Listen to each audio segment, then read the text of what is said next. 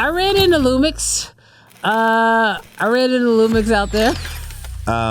It's safe to say they are fans of the channel. I don't know. I don't know. Use the word fans. Yeah, I was gonna say I don't know if safe to say Voyeurs of the channel. Watchers. You know what's surprising and like what I love about this show and hanging out with you guys is the crazy amount of reach that we've been able to have and like this amazing community that we've been able to build. You know, I got a chance to meet a lot of people who just watched the show. That's cool. And they were telling us about like they loved our dynamic and they had a great time with us. And so it was great to hear all those positive things, which I needed when I walked into the Lumix booth area. Walked into the lines, didn't I, you know what? That's exactly what it felt like. It felt like I was walking into a furnace, and I was like, ooh, it got hot in here all of a sudden. And I was getting some looks. But I will say they were willing to talk to me and literally walk me through the GH7, which for me, I was like, okay, that's really cool because I know I'm not an idiot. Like, I have not been the kindest. I was going to say nicest, kindest. I have not maybe given Lumix their... Actually, you know, I feel like I've given them a very fair shot. Actually, I'm very honest with everybody. So maybe it sounds like I'm doubling down here for a second. But like... It's called UnSensored for a reason. But I feel like I have done them... I did right by them, I feel like. Like, I've been very honest. You said this man did right by them. Look, I call it as I see it, okay? Travis, run the clip. But I feel like when it comes to Lumix, yes, I have been hard on them, but I'm hard on every brand except some brands fight back, right? Like we were like dogging Canon about doing nothing forever, and then they fought back, right? I feel like the GH7, after talking with them about it and their integration with Arri Logs 3, is like they're trying to fight back, but I'm just like, you're so close. It's funny, like to me, I feel like, and mind you, you saw it, I didn't see it.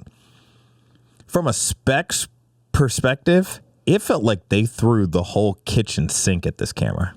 Yeah, I feel like that's the like GH line though, right? Like the GH6 was the exact same way. Yes, but that's what I'm saying. When you're saying I'm not sure if they're fighting back, I feel like they threw everything in this camera, even to the point with the Arri log of, and I know that they're trying to like bill it as maybe like a crash cam or like a B cam to an Arri, but I feel like, and you can't do too much to be clear, but it feels like they did so much. No, I will say, like from a spec side of things, it looks like they definitely threw everything at it. Now, my personal, and again, this has nothing to do with any other creator out there, so calm down. But like my personal opinion is like I am just not a huge fan of Micro Four Thirds, and so. So you're saying somebody like put everything into a Honda? They like upgrade. I didn't say that. You said that. No, I feel like they really did try their best with like throwing everything in this camera, which I think is a smart move. Yeah. Because like what they test in this camera and what we've seen them typically do is like what goes in the GH line normally kind of like moves up, right? Yeah. And so maybe it would be insane for me to think that they would partner with Arri on this camera and not on, like, I feel like that's got to be a multi-camera deal.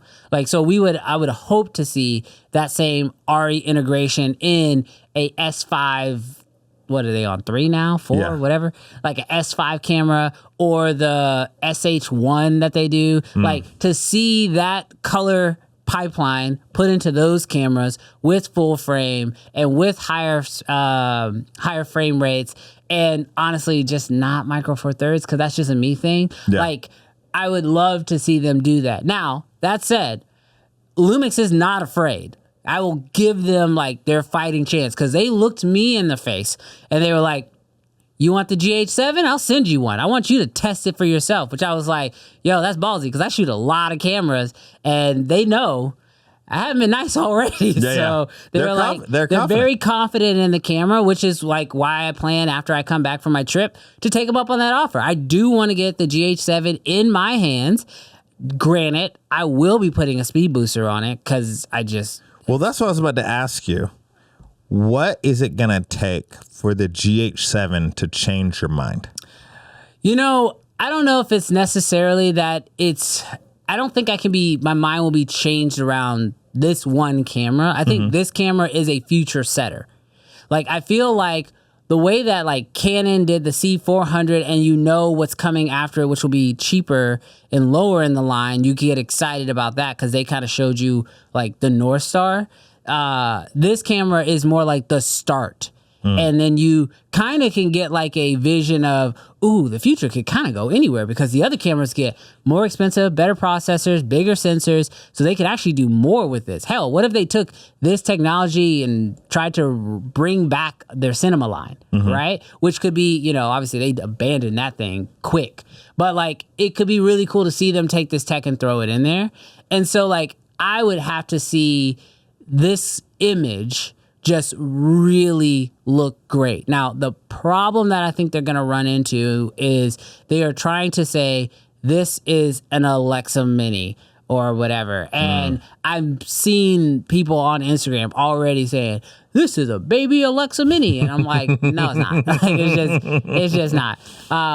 But, it makes sense that they're trying to create cameras that can work in a professional environment, and it can kind of give you that like that first step.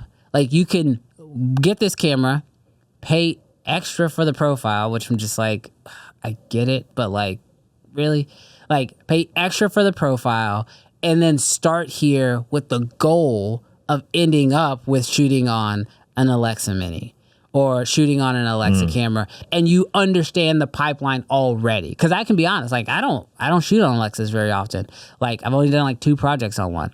I don't understand the pipeline that well. Yeah. But if you get this camera, it can actually walk you through the process, and you start to learn what that pipeline actually looks like. And so by the time you get there, you're ready. It's kind of like you buy a Komodo, and if you ever get to a point where you're going to buy or shoot on a Raptor, you already know what you're doing by the time you get there. For sure. Right? So I feel like this is like that really good starting point.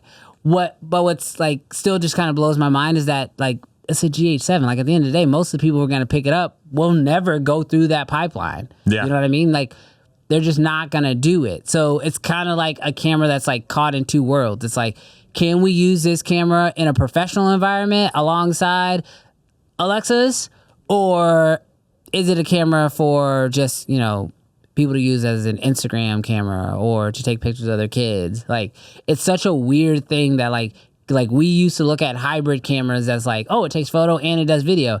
Now a hybrid camera is I can do the least and I can try to shoot for the most. Yeah. You know what I mean? It's so crazy. I feel like the GH7, exciting is not the word because I don't know.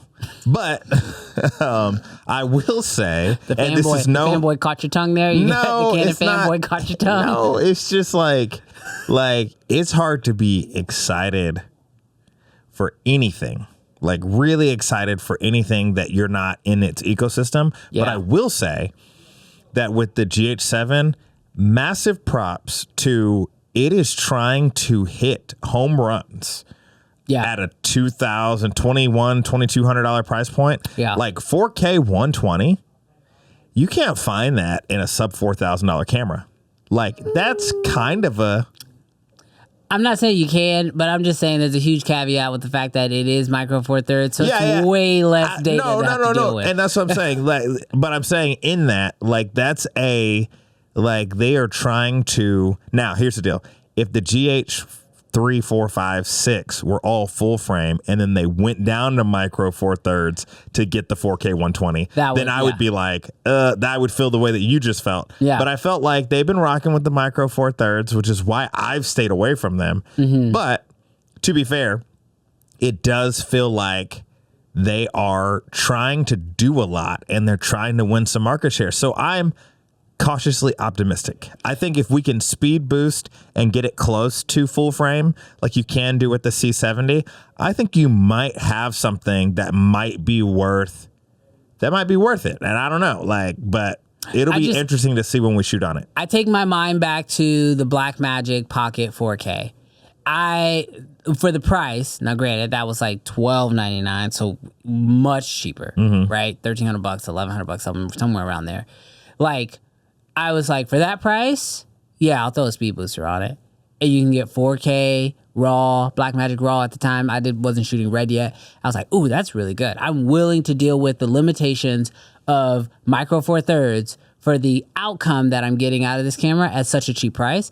So to go back to your original question of like, what would it take for that camera to change my mind?